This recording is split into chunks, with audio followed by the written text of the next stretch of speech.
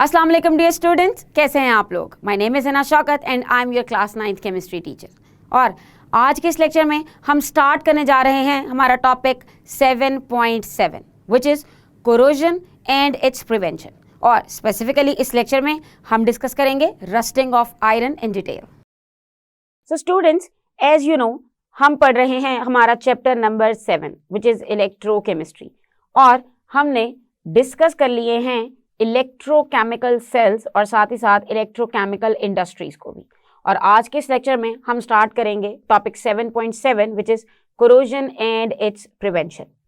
सो आज के इस लेक्चर में हम स्पेसिफिकली डिस्कस करेंगे रस्टिंग ऑफ आयरन को। सबसे पहले देखते हैं कि कोरोजन क्या होता है। Corrosion is a slow and continuous eating away of a metal by the surrounding medium, यानी कि ये एक ऐसा रिएक्शन है जिसमें आहिस्ता आहिस्ता मेटल की जो लेयर है वो खत्म होती जाती है because of the surrounding medium.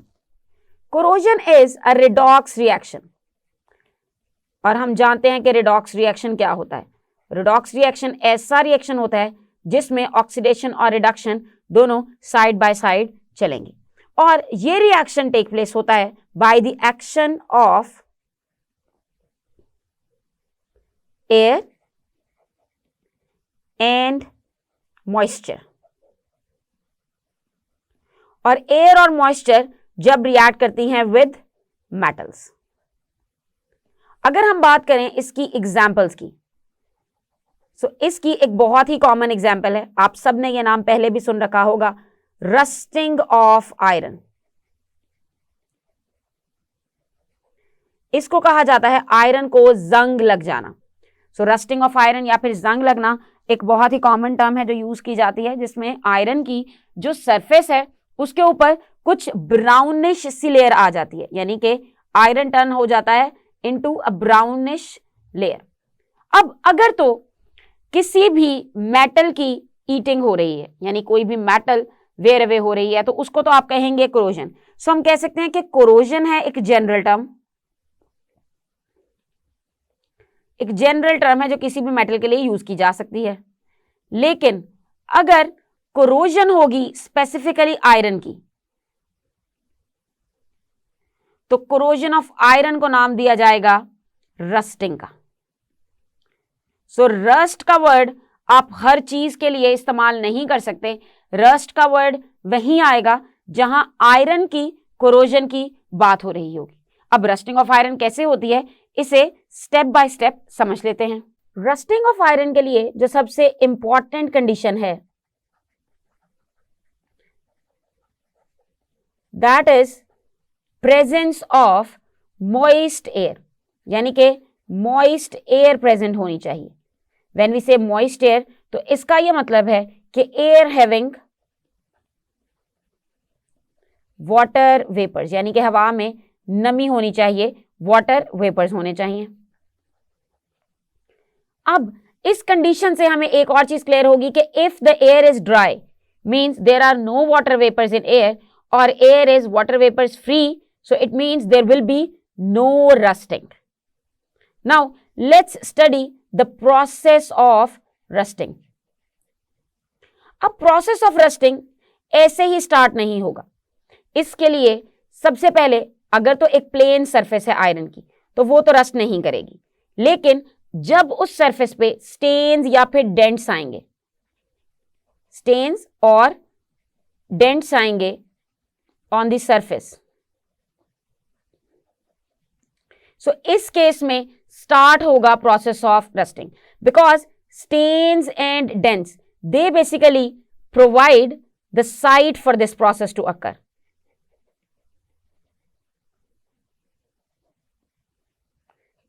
और किस प्रोसेस की बात हो रही है, इट्स रस्टिंग ऑफ आयरन।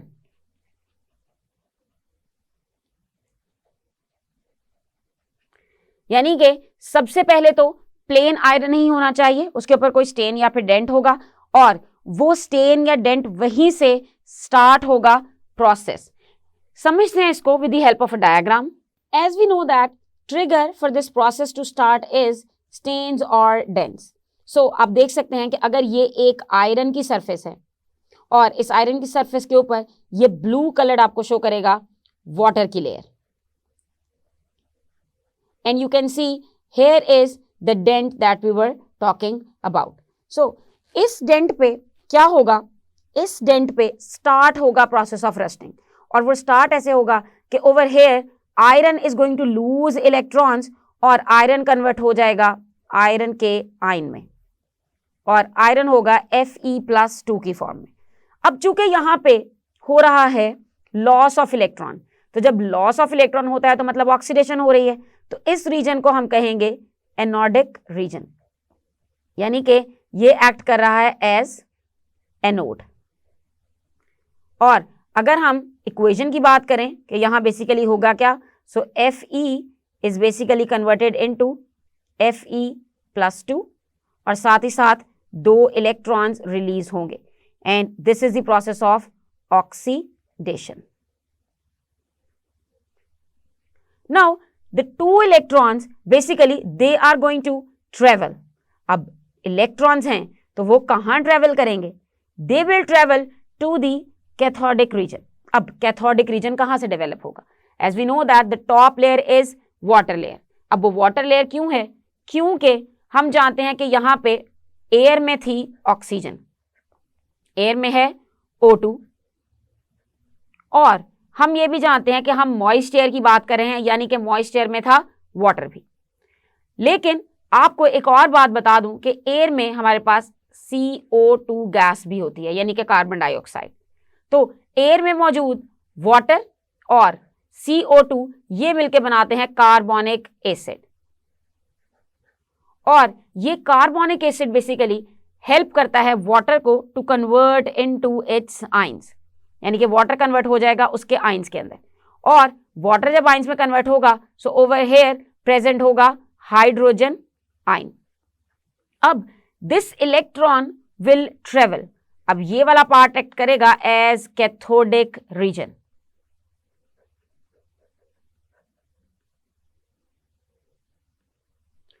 और इस कैथोडिक रीजन पे होगा क्या कि ये इलेक्ट्रॉन्स जो कि लूज हुए थे फ्रॉम आयरन, ये इलेक्ट्रॉन्स गेन करेगा हाइड्रोजन और वो रिएक्ट करेगा विद ऑक्सीजन एज वेल, जिसके नतीजे में बनेगा पानी।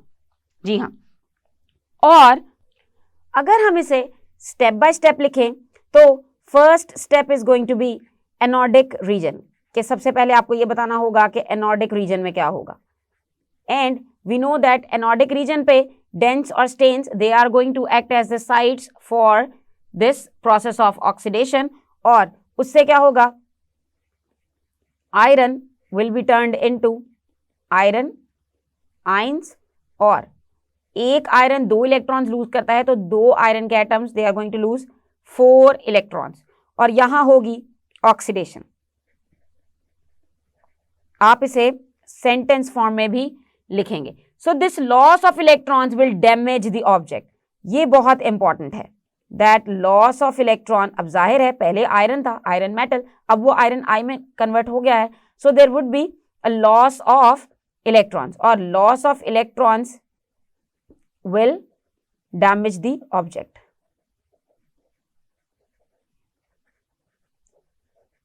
अब ये प्रोसेस है एनोडिक रीजन का।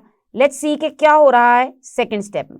अब सेकंड स्टेप में इन्वॉल्व है कैथोडिक रीजन,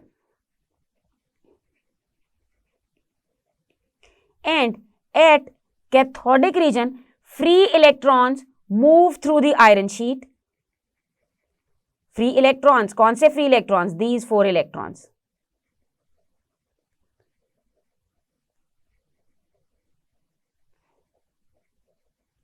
तो ये आयरन शीट से ट्रेवल करते हुए कहां जाएंगे, they will reach to the region of relatively high oxygen concentration. So they will reach to the region of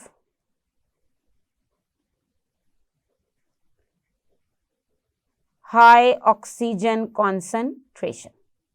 Now जब वो हाई ऑक्सीजन कॉन्सेंट्रेशन वाले रीजन में पहुंचेंगे जो कि होगा नियर द सरफेस,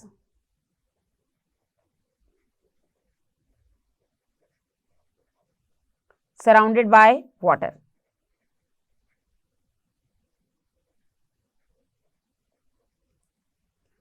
नाउ जब वो उस सरफेस पे पहुंचेंगे जहां पे वाटर लेयर थी, so this region is going to act as cathode and electrons reduce the oxygen molecule in the presence of hydrogen ions। Hydrogen ions की प्रेजेंस में ये वाटर मॉलिक्यूल्स रिड्यूस होंगे, यानी कि ऑक्सीजन रिड्यूस हो जाएगा, O2 will gain electrons और ये इलेक्ट्रॉन्स गेन करके बनाएगा वाटर।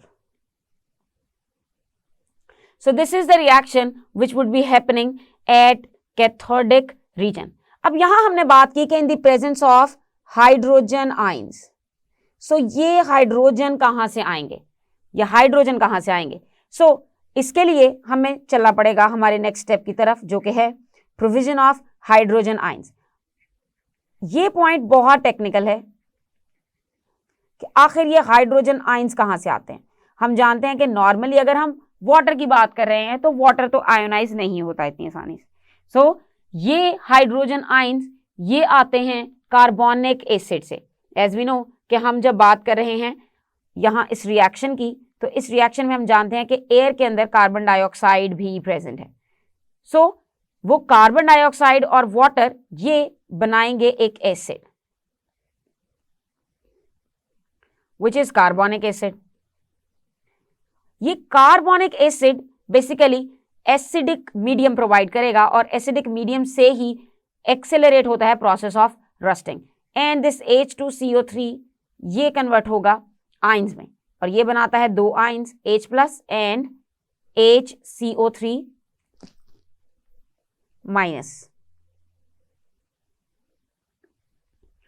इसको बाइकार्बोनेट आयन भी पढ़ा जाता है। और अगर हम बात करें कि ओवरऑल प्रोसेस जो रिडॉक्स रिएक्शन है without the formation of rust, अगर हम उसकी इक्वेशन लिखते हैं कि अभी रस्ट फॉर्म नहीं हुआ, अभी हम लास्ट स्टेप पे नहीं आए, उससे पहले जो रिडॉक्स रिएक्शन हो रहा है विदाउट रस्ट, यानी कि अभी रस्ट नहीं बना,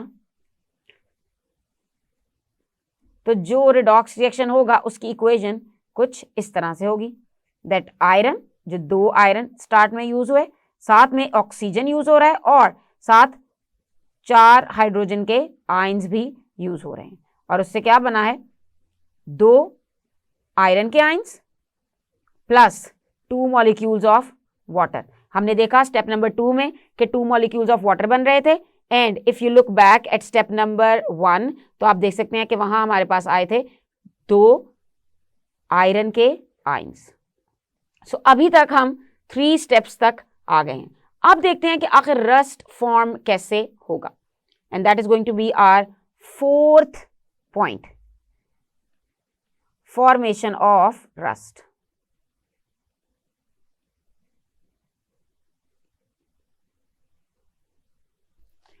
आयरन प्रेजेंट होगा throughout the layer of water, यानी कि सराउंडिंग वाटर की लेयर में अब आयरन आयंस प्रेजेंट होंगे और वो आयरन आयंस अब रिएक्ट करेंगे विद ऑक्सीजन, और जब आयरन और ऑक्सीजन रिएक्ट करेंगे इन द प्रेजेंस ऑफ वाटर तो वो बनाएंगे आयरन ऑक्साइड।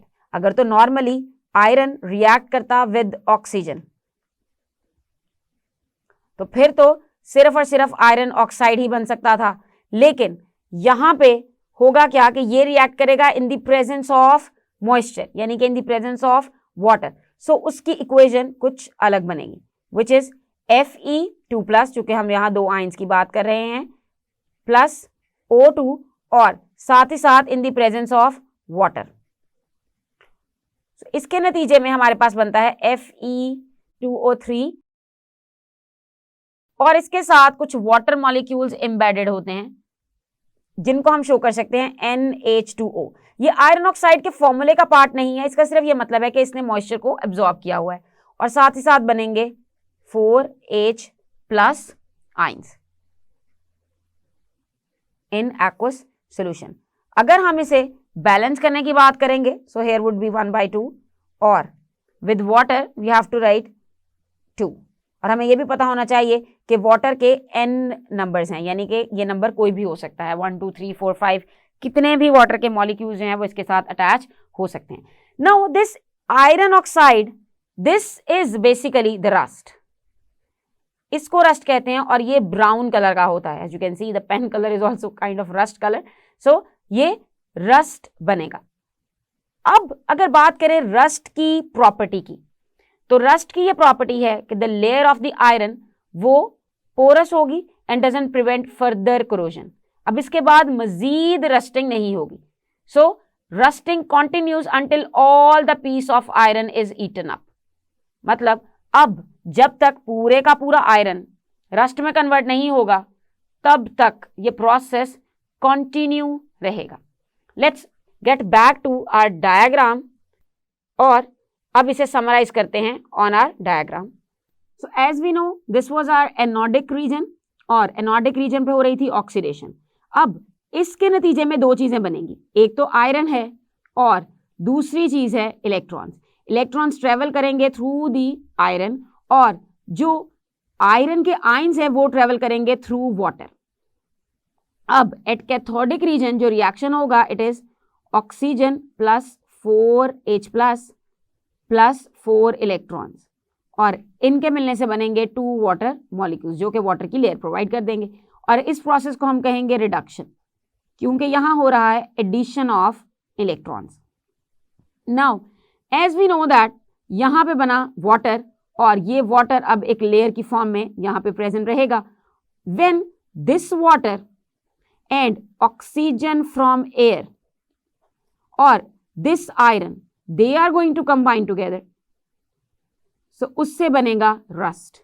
और अगर हम बात करें रस्ट की फॉर्मूले की तो इट इज Fe2O3.NH2O, यानी कि ये मॉइस्चर्ड होगा, इसके अंदर वाटर पार्टिकल्स होंगे और its colour is brownish coloured. So this was the whole piece of iron. At the top of it would be water layer. Anodic region पे क्या हो रहा है, what is happening at cathodic region, दोनों के reactions, oxidation कहाँ हो रही है, रिडक्शन कहाँ हो रही है, और साथ ही साथ एंड प्रोडक्ट क्या बनेगा कि जो आयरन का आयन था it is going to react with oxygen in the presence of water और वो बनाएगा रस्ट। और फॉर्मूला ऑफ रस्ट आपको याद होना चाहिए और ये भी पता होना चाहिए कि ये कार्बोनिक एसिड कैसे बनता है और कार्बोनिक एसिड टूट के कौन कौन सा आयन देगा। मुझे उम्मीद है कि अब प्रोसेस ऑफ रस्टिंग में आपको कोई प्रॉब्लम नहीं होगी। हम अपने आने वाले लेक्चर्स में प्रिवेंशन ऑफ कोरोजन को डिटेल से डिस्कस करेंगे। सो स्टूडेंट्स, आज के इस लेक्चर में हमने डिस्कस किया है कोरोजन और रस्टिंग को। हमने देखा what is the difference between corrosion and rusting और रस्टिंग ऑफ आयरन का प्रोसेस पूरा क्या है स्टेप बाय स्टेप। उसमें इन्वॉल्व्ड सारी की सारी इक्वेशंस को हमने समझा with the help of A diagram. मुझे उम्मीद है कि आपको समझ आया होगा। हम अपने आने वाले लेक्चर्स में प्रिवेंशन ऑफ कोरोजन स्टार्ट करेंगे। तब तक के लिए खूब सारा पढ़िएगा, अपना ख्याल रखिएगा। अल्लाह हाफिज़।